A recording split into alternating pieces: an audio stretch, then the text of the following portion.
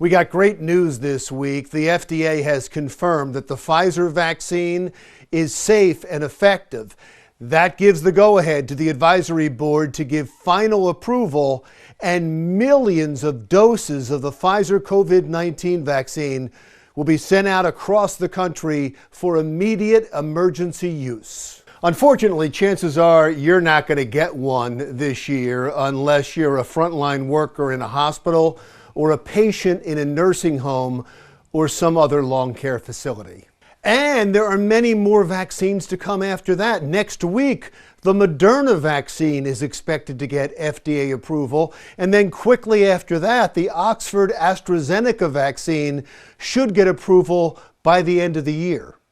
And there are still more vaccines in the pipeline. A half dozen or so should see approval in the first quarter of next year. The first Americans will be injected with the new COVID-19 vaccine early next week. I want you all to take a step back, take a moment to marvel and appreciate at the miracle workers who populate the world of medical science. The fact that the first case of COVID-19 was in February in America, and now in December, 10 months later, we have a vaccine is remarkable. It's unprecedented. Before now, the record for developing a vaccine was for the mumps back in 1967. That took 4 years. On average, it takes 10 to 15 years to develop a vaccine. Accolades rightfully go to the lab workers, the researchers, the scientists, and the science, but also to our government. It is a testament to what can be achieved when people work together in a time of crisis. Sharing in the credit for the speed in which this vaccine was developed is President Donald Trump. I lost half of you right there, didn't I? You were with me and feeling proud to be an American until I mentioned one word: Trump. Isn't it sad that we are so politically tribalized that we can't give any credit to President Trump or his administration for something that isn't factually disputable? Trump's Operation Warp Speed provided billions to pharmaceutical companies for research and development and lifted bureaucratic hurdles that would have impeded development.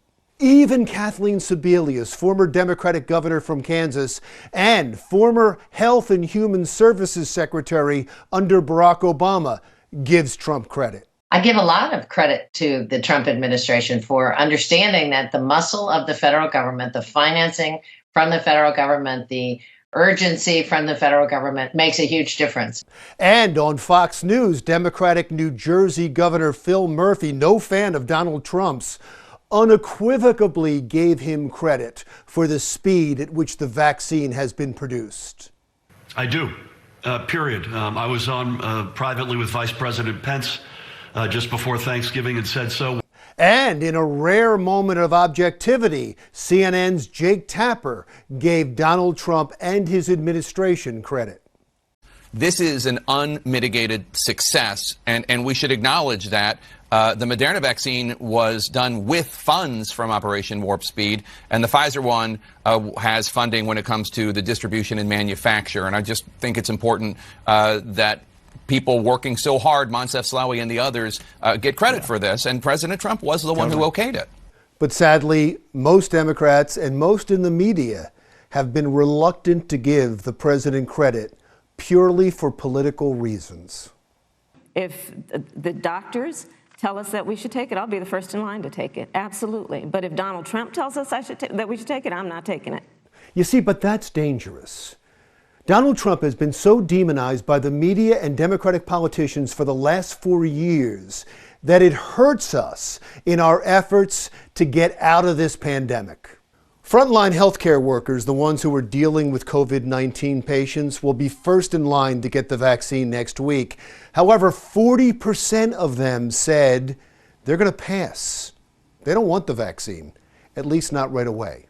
Some of them said they're worried about the side effects. Others say they just don't want to get it right away. They're going to wait a little bit. But many said it's because they don't like and they don't trust President Trump. Think about that for a minute. That means that they are willing to put themselves, their patients, their co-workers, their families in jeopardy because of politics. That's life in a country where fueling political hatred has become political strategy. It is absolutely wonderful that former Democratic President Barack Obama and former Republican President George W. Bush have agreed to get the vaccine on television to encourage their followers on either side of the political divide to do the same. At this turning point in the vaccine, we desperately need that kind of bipartisan leadership. It's a shame we can't come up with a vaccine to cure America's other current pandemic. Political hatred. It's spreading out of control. I'm Larry Mendte. We'll talk again soon.